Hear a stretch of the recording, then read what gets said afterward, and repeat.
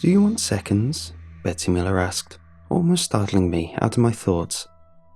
It had been an unusually quiet dinner with the Millers, and so I had retreated into my head for a moment, but Betsy had shook me from my thoughts as I finished the last of my peas. "Certainly, that sounds fantastic." I smiled at her as she lifted my plate and headed towards the kitchen. Hank, the patriarch of the family, sat at the head of the table, biting into his second helping of pork with a frown on his face. Normally, Hank would be the heart of conversation as we discussed sports or current affairs, or his own family matters. But tonight, he sat quietly, savouring his food and leaving the dinner meeting feeling a little tense. To his left sat Timmy, Hank and Betsy's only son, a boy of about 10 or 11. He meekly pushed his peas around his plate in an effort to make them magically disappear, but years of experience had taught me that it never works like that. The walls of the room were covered with family pictures. There was Timmy in his baseball uniform, Hank and Betsy dressed finely on their wedding day, a picture of the family out in a nice restaurant, or a picture of Timmy as a baby.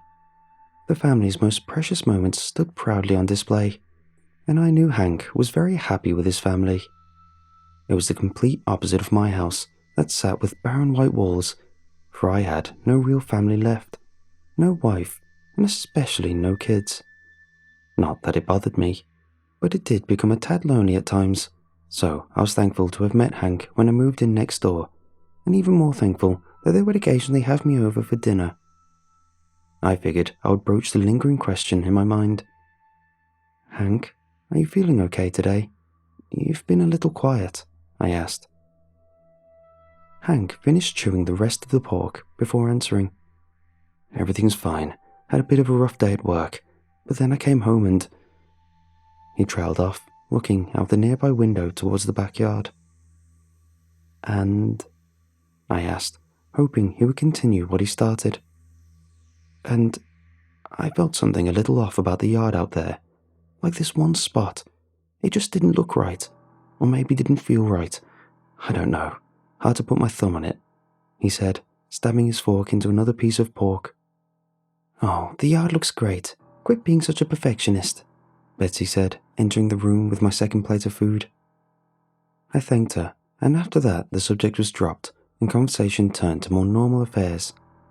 But the whole rest of the night, I could see Hank's wondering eyes travelling sporadically towards the window, peering out at the backyard as if drawn to something the rest of us couldn't see. The next day, when I returned home from work, I noticed that Hank was outside in his yard. His yard was the definition of pristine, neatly trimmed hedges, bright green grass, and flowers that simultaneously gave the area a pleasant aroma and eye-catching colour. It was a bit strange to see that he was digging some sort of hole right in the centre of his yard. It seemed a complete violation of the serenity of his backyard. Hank was working hard, bringing up shovel after shovel of dirt and placing it in an ever-growing pile to the side. I figured he was set out to fix whatever imperfection he had seen the day prior. But looking at the depth of the hole he had already made me think it was not a simple imperfection. I speculated that he must be putting in a tree, or looking for lost treasure, or even... I stopped my mind there, but undeniably there was a feeling in the air of something amiss, something unnatural. But what is unnatural about digging a hole? I thought it better to ask him what he was digging the hole for. After all, he's always been open and friendly. At least, that's what I thought. I yelled out to him from my own backyard. "Hey Hank, what you working on over there?" A little nosy, I know, but curiosity had gotten the better of me. Hank set down his shovel and wiped his forehead with the back of his hand. His face was wet with perspiration, and his eyes were filled with tiredness. A scowl formed as he looked over at me.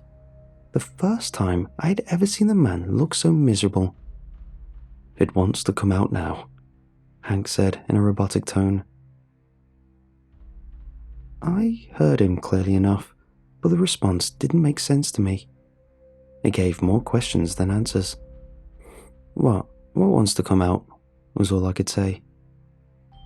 At that moment, his eyes lit up, as if broken out of a trance, He looked at me for a brief second with confusion, shook his head. "Sorry, pal. Long day today.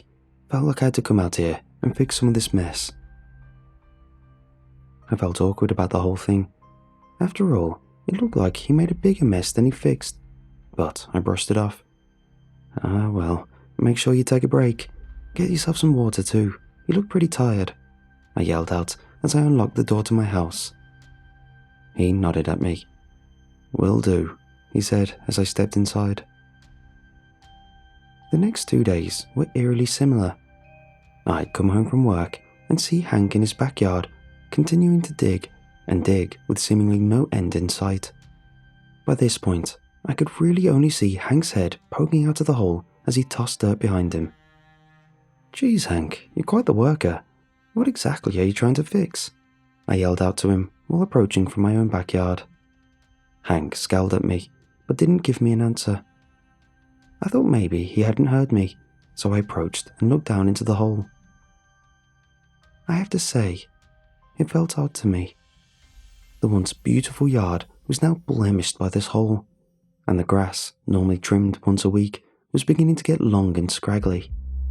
The hole was certainly getting deeper, but to what end? Hank was sweating profusely, his lips were dry and cracked, his clothes stained with dirt and grime. I stood there for a few seconds, thinking Hank would acknowledge my presence, but he instead continued his work, seemingly doing his best to ignore my existence. There was something strange about being around the hole. The air was stale, as if a subtle odour from the hole had permeated into the dull wind, and there was a rising feeling of unease in my chest. "Looking for treasure?" I asked, saying it loud enough that he would certainly hear me. Hank threw down his shovel before turning to look at me. His face was coated with a layer of dirt, but had a gross sheen of sweat as well. There was fire in his eyes, and they seemed to widen. It was as if I had asked a violating question. "Mind your damn business," he said sternly. I was taken aback. I had never seen him angry or show any sign of hostility towards me. But maybe I'd crossed the line. I shrugged and turned away, walking back to my house as Hank picked up the shovel once again. I tried to ignore and forget about what had happened with Hank. I had other things to do, and if he wanted to dig a stupid hole for no reason, then that really was his business. I tried to distract myself with the usual television shows or books, but my mind kept wandering back to Hank and that hole. I couldn't figure out what he was doing it for, and for some reason it bugged me, more than it should have. From my living room, I could suddenly hear the voices of Hank and his wife, but they grew louder and louder until I was certain the two were screaming at each other. I raced to the window, curious to see what was going on out there. I saw Hank's wife, Betsy, screaming at him, something I'd never seen before. I never saw them bicker or argue or anything really. It was a total surprise, and it shattered the illusion of them being a perfect family. "Are you not going to eat dinner? It's getting cold. You need to take a break," Betsy yelled at him. "Don't you understand how important this is? I don't have time for that right now," Hank yelled back. "You've been at this all day. How am I supposed to know how important this is when you haven't told me anything about it? You need to take a break and eat something. This isn't good for you," she yelled. "Got good daylight left to keep digging. Not going to squander it to eat your slop. Now get the hell back inside and don't let me see you out here again." I'd never seen Hank act like this before. It was completely out of character. Was this how he really was? Was his friendly demeanor a facade? Either way, I thought I should try to do something to defuse the situation. I felt horrible for his wife as I watched the tears rush to her eyes as she ran back inside the house. I grabbed a cool Gatorade from my fridge and headed outside toward Hank. He had deepened the hole to the point he could stand inside it and not be spotted. I could see he was using a pick now. Each strike to the earth sent small flecks of dirt flying up out of the hole. I felt a bit nervous as I approached. If he was going to yell at his wife like that, there was no telling how he'd react to me. But I felt I had to try to bring the man to his senses. I stopped before getting too close to him, thinking maybe I could entice him out of the hole with a drink.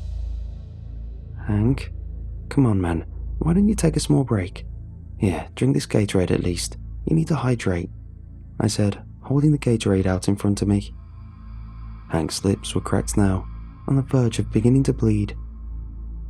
I don't know how he could keep working like that without taking a drink, but it appeared he was going to take the bait as he climbed out of the hole and walked towards me. Without saying a word, he snatched the Gatorade from my hand, twisted the cap off, and greedily sucked down the drink in a matter of seconds. He said nothing to me. His body was beginning to look worn and frail. I guess it had been a while since he'd eaten anything substantial. I have no idea how he had the energy to continue working in his current state, but something drove him forward. He licked his lips, now wet from his drink, before tossing the bottle off to the side and walking back to his work without so much as a thank you. I followed him back to his hole and watched him climb down into the depths. But when I myself reached the edge and peered down into the hole, I could barely contain an audible gasp. The hole had gotten deeper than I thought, reaching darker layers of earth, and laying at the bottom were hundreds of earthworms, wriggling and slithering in some sort of sick congregation. Why had they gathered here? Why this spot? I felt a trickle of sweat form on my forehead as dread crept in and sickness set in on my stomach. The flowers had withered under the aura of that stale air, and the rest of the yard had overgrown from neglect. I watched as Hank picked up his shovel and chopped through a layer of earthworms. They wriggled madly, small spots of blood forming where they had been bisected. Nothing was going to stop Hank from removing the dirt underneath, but despite my nagging brain telling me to get the hell away from the hole, to let these things be, I instead stood my ground, trying once again to get through to Hank. "Hank, I know it's not my business, but you're starting to scare people a bit. Why do you not want to take a break? What is so important about this hole? I mean, Christ, look at what's happening to your yard. Just look at the flowers and your grass." Hank threw his shovel to the ground in one quick motion and glared at me. "Didn't I tell you to mind your business? Get the hell off my property. Don't come near me again," he screamed at me, his face blistering red from anger and heat. My heart sank as I returned back to my house feeling deflated, but in a sense relieved to be away from that hole. At least I had tried. I kept an eye on Hank for the rest of the night. He kept digging in silence, making the hole deeper. When it got dark out, he finally stopped and went inside. I felt bad for Betsy and his son, having to deal with that, but thought maybe since he went inside, he'd calmed down. The whole situation didn't sit right with me, and I had trouble sleeping that night. All I could see was worms being sliced in half. The situation didn't improve in the coming days. Hank was out there, day after day, digging that hole. From sunup to sundown, he worked without any signs of tiredness, but his body began to change. He dropped a lot of weight. His lips cracked and bled from lack of water. His skin had been coated with dirt. His face withered into a gaunt skeletal-like appearance. The days seemed to get unnaturally long, as if the sun cheered him on and lingered in the sky that much longer. His wife continued to try to get him to come inside and stop digging, but he would repeatedly explode with anger. A miasma of hatred seemed to emanate from him. It made the hairs on the back of my neck stand on end, and this aura was only growing as the hole grew deeper. The air was growing worse, now stagnant, almost rotten. I couldn't be the only person to notice. The feeling of dread seeped into my brain like a constant pressure that never let up unless I got away from that hole. The deeper the hole got, the worse everything seemed to get. It was beginning to frighten me, but what power does a hole in the ground have? All hell broke loose one day. Hank was outside digging his hole to nowhere when he pulled himself up and out of the hole and went inside his house. Not more than 5 minutes later, I could hear yelling and screaming, which grew louder as the screams moved outside and into my view. Hank had Timmy's wrist, almost dragging him. Timmy wailed and cried, pleading with his father to stop. Hank's wife tailed behind, also screaming at him to stop, doing her best to get Hank to unhand the boy, but he would push her away, even going so far as to slap her across the face at one point. "It just needs a little blood and sweat. Get in the damn hole. You need to be a good son and help your father," Hank screamed, his eyes swirling with anger and delusion. I called the police. Digging the hole was one thing, but this had gone too far now. They would never make it in time though, as I watched the scene escalate. Hank had his son near the edge of the hole. His son screamed and fought, clawing at the ground with his free hand, trying desperately to escape. I ran to my back door, quickly unlocking it and tossing open the door before running down the small steps toward Hank and Timmy. I had to try to stop him, but as I ran over towards Hank, I saw Timmy as he was tossed clear into the hole. There was an echoing cry, followed by a loud thud. There was a moment of silence, and then a scream of pain emanated from the hole. I was seeing red by now. This man had always been such a family man. How could he have turned into such a monster? Hank stood at the edge of the hole, evidently proud of his work, a slight grin on his face. Betsy was crumpled helplessly on the ground, unsure of what to do, her face red from being struck and the flowing tears. Hank didn't even see me coming as I crashed into him with a heavy tackle. The two of us fell to the floor, Hank hitting pretty hard with me landing softly on top of him, but the fight wasn't knocked out of him. I attempted to hit him in the face, but he quickly moved his head. I can't say I'm much of a fighter. His eyes turned on me, and there was something fierce in them, something animal. I told you not to interfere," Hank screamed at me before throwing me off of him with a force that seemed to defy human strength. I breathed hard as I landed on the ground. I didn't expect such power. For a man who looked as skinny as a twig, he sure as hell was strong. Timmy's cries had turned to haunting wails as I tried to bring myself to my feet, but the rotten air was making me sick. I felt weakness, as if all my strength was being sapped. There was an odd pressure from the hole that rattled my head. My head began to echo with pain as Timmy's wails continued to emanate from the hole. I closed my eyes for a second, trying to get the feeling to pass, but this was all the time Hank needed. I felt a sharp pain as Hank's foot connected with my ribs. My mouth opened instinctively, allowing the puke to escape into the grass and dirt surrounding me. I tried to crawl away, but I was so weak. I could barely think, but I could still feel. There was something coming out of that hole. I could feel the intangible slithering of a force as it crawled out of the hole and began to infest my brain. Torrents of pain shot through my head like 1,000 pinballs bouncing around within. The pain was terrifying, so much so that Hank's next kick to my ribs felt like child's play. I puked again, my vision blurring and beginning to blacken. The next thing I saw was 2 men in blue wrestling Hank to the ground. "It's almost out, you idiots. It's almost out. Just a little more," Hank screamed as the officers cuffed him. They didn't care an ounce for his continuing protests as they picked him up and dragged him to the car. The pain in my head began to subside, and I could once again hear the anguished cries of Hank's son from deep within the hole. I peered down into it. Even with the sun overhead, I could barely see the bottom. I could feel that horrifying pressure again in my head as I looked down. The pain returned, but to a lesser degree. It was manageable this time.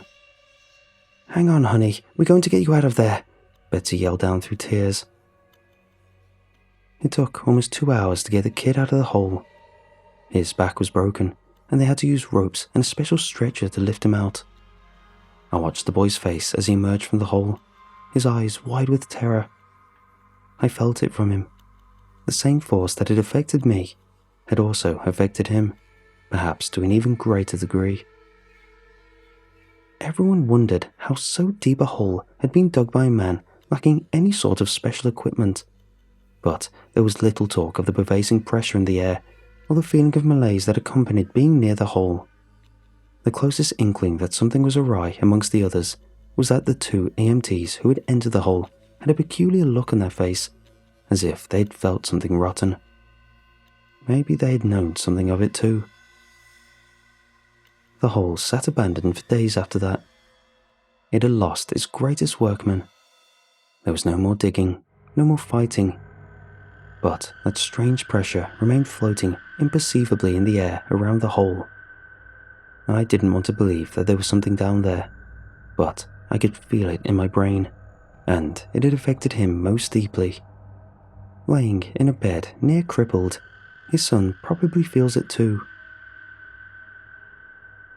The whispers happen at night. I call them whispers, but they were more like dizzying chaotic noise. Strange gibberings that wouldn't allow me to drift off to sleep. They compel me towards the hole, beckoning me to go near it. But I pushed them aside, resisted. No good could come from it. Dig, dig, dig. The house next door was mostly vacant. Hank had been taken away for who knows how long. I'd hear the quiet footsteps of Betsy as she returned home from the hospital night after night, and up in the early morning she would leave once again. The nights began to get long. The hole, still unworked, began to make noises.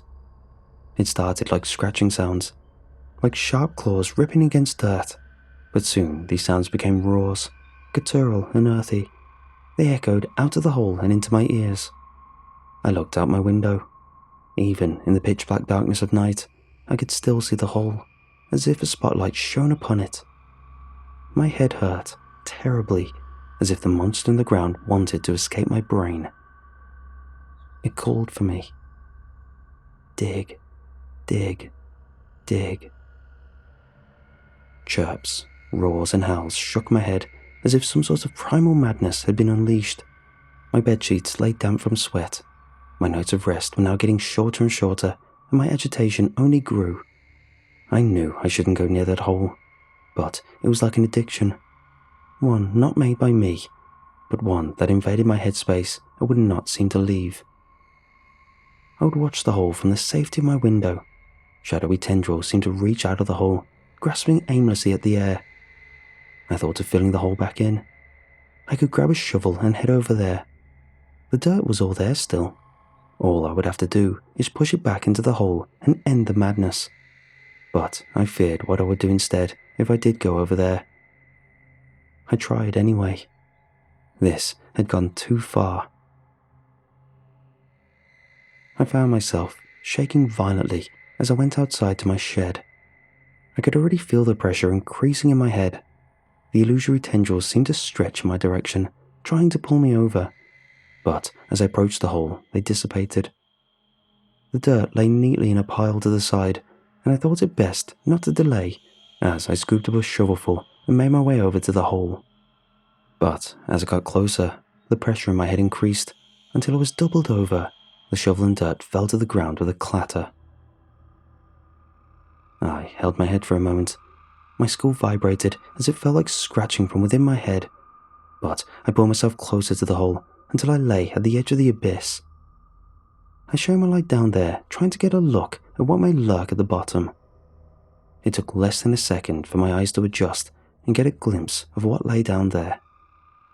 That was all the time it took for pure terror to set in. As if skittering legs had crawled across my skin, I leapt back instinctively. I brought myself to my feet. My body, filled with adrenaline, carried me back to my home and straight up to my bedroom, my heart nearly bursting from the strain and fear that overtook me. What lay down there was ancient, rotten to the core, a misaligned mess of parts and ideas that should have never combined. I don't know why it lay here of all places, but it wormed and quaked, stretched and roared at the bottom, with only a small pile of dirt lying above it.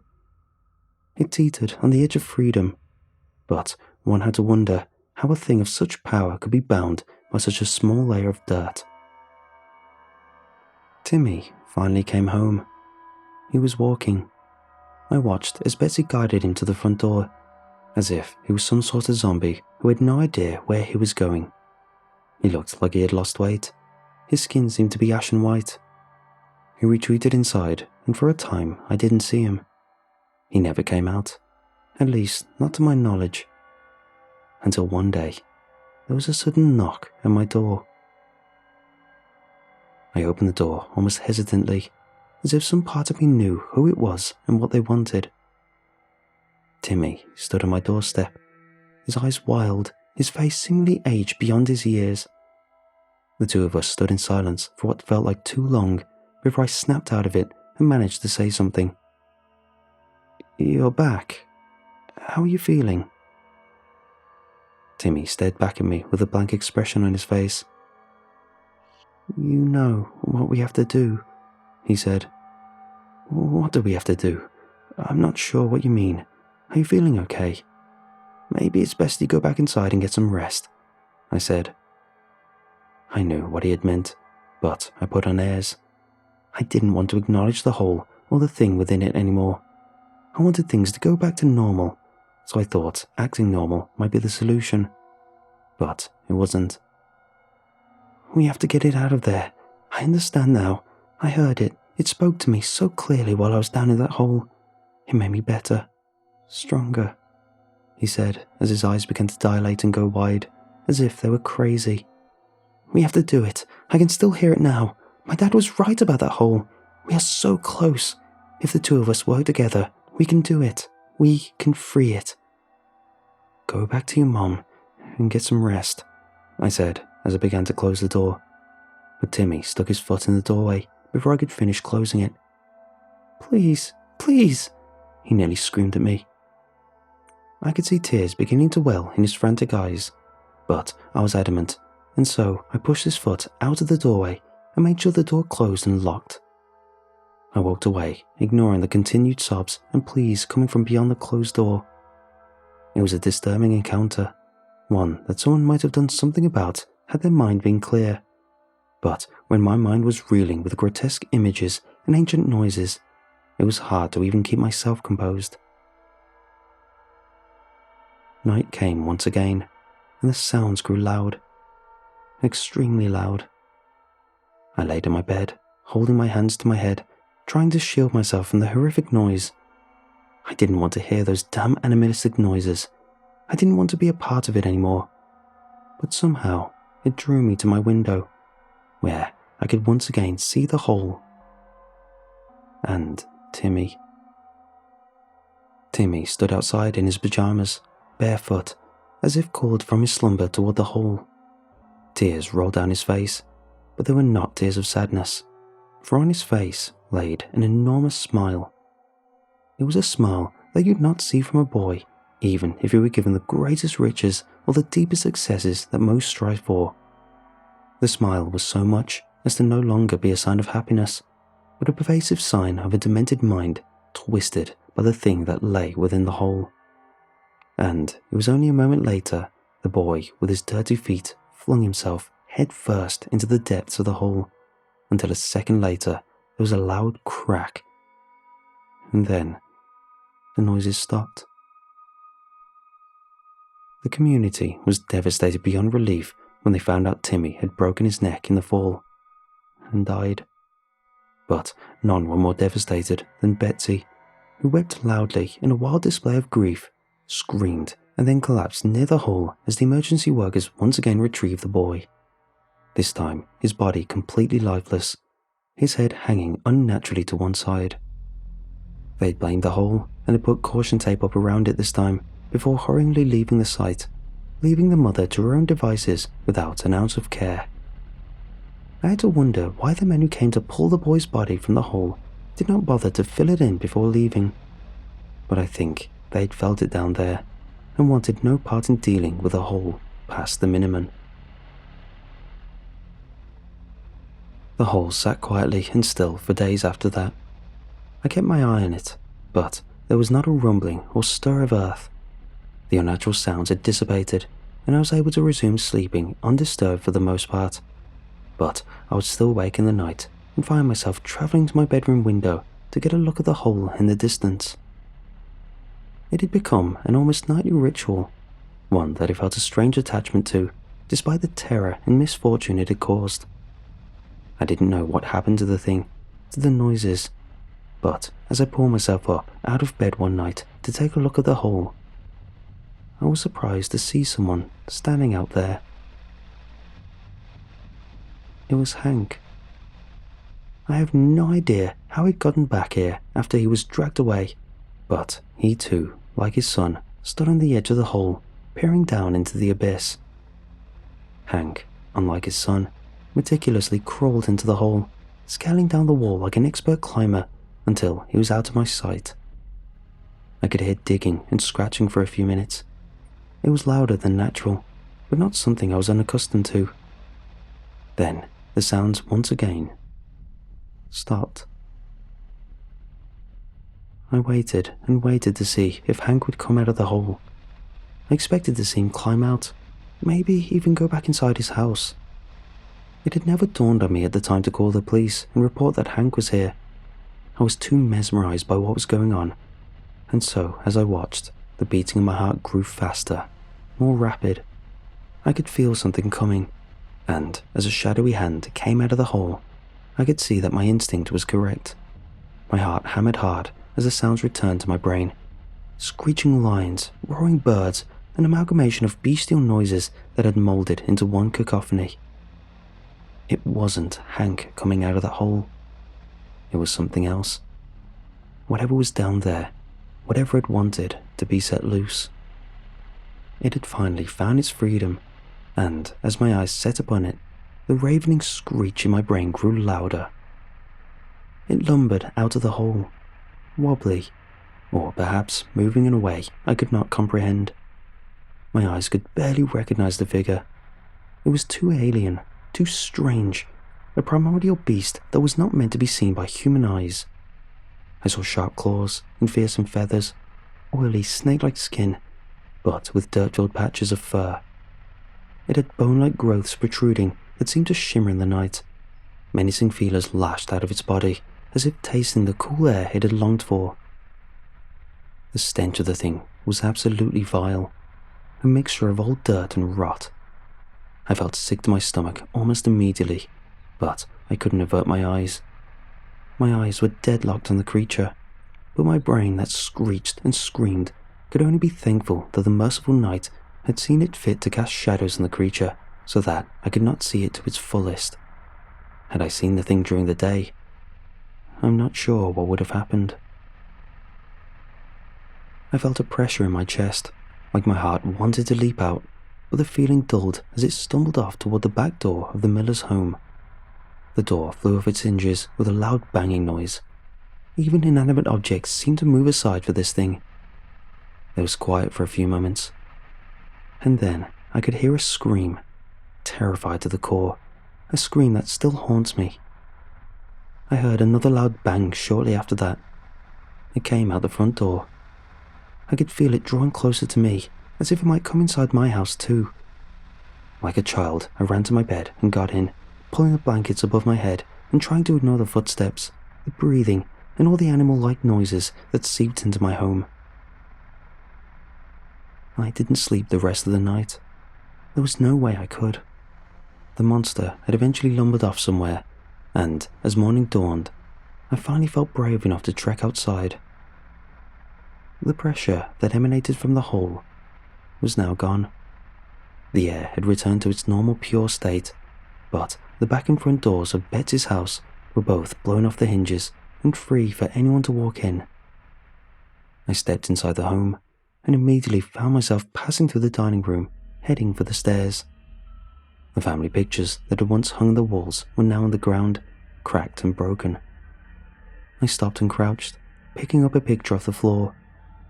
The frame was damaged, but through sharded glass, I could see Timmy's smiling face in his baseball uniform. A real smile this time, not the demented one I had last seen from him. I shook my head and put the picture back down.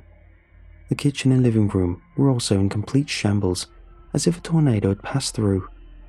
I made my way to the stairs. "Betsy," I called out as I put my foot on the first step, but I didn't receive any response. I climbed the rest of the steps and peered in all the rooms as I made my way down the hall until the last room lay before me, and I knew this was the one. I took a deep breath and knocked on the door, but again there was no response, so I pushed the door open. There was Betsy Miller. She was sprawled out on the bed. Tear-filled tissues dotted the floor around her. Her fearful eyes were locked on the ceiling. Her mouth hung open as a remnant of a scream. I could see blood pooling around her. There was a hole in her chest, and I swear I could see a heart that lay still and quiet. In her hand, she clutched one of the pictures that was once downstairs. A picture of Hank and Timmy and Betsy. Their smiles shone brightly. I closed the door quietly, shaking my head in disbelief. I headed for the backyard. The hole was still there, and I nervously made my way over to it. The pressure was gone. The air was clear. But still, the very sight of the hole made me nervous. As I peered down into the hole, I knew I was in for one more ghastly sight. As I saw the body of Hank. He, too, had an enormous hole in his chest, but his skin had been turned black, as if burned beyond recognition. His eyes were missing, or they'd been completely burned. Bits of his skeleton poked out of his burnt flesh. The earthworm seemed to wriggle around him, reveling in his death. I grabbed my shovel and began to fill in the hole. Shovelful after shovelful it went, with tears and sweat clouding my eyes. It took me hours of labor to fill the thing in, but as I finished, I felt a sense of relief, like I had righted a serious wrong. If only we had all done this sooner, was my only thought. I collapsed to the ground, trying to catch my breath. The tall grass seemed to almost envelop me by this point, and I could feel a lone worm crawl across my arm. I looked over at the flowers. They were completely dead by now, uncared for. The petals had been eaten by the earth. And now, this house sat vacant, no family within. But the monster still lurks out there. I can still feel it.